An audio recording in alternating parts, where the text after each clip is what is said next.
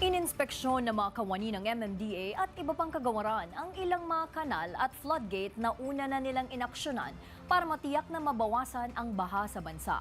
Si Crystal Ramizares, una sa Balita Live. Crystal?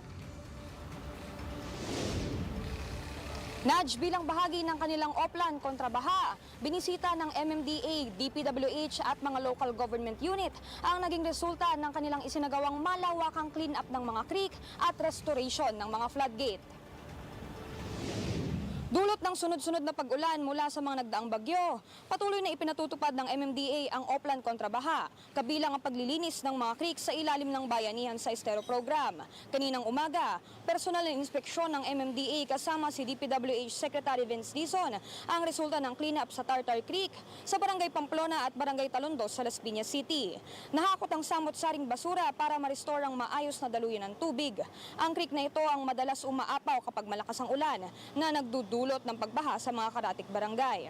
Pinasisilip rin ni Secretary Dizon sa mga eksperto ang 14 pumping station sa Las Piñas upang masigurong nakapag-ooperate pa ang mga ito, lalo na sa panahon ng matinding pag-ulan.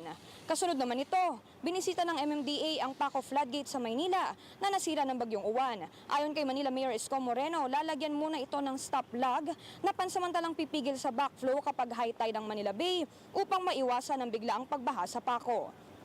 Ayon naman sa MMDA, may kakabit ang stop plug sa loob ng 2 linggo, habang ang major repairs ng floodgate ay target matapos sa Marso sa susunod na taon.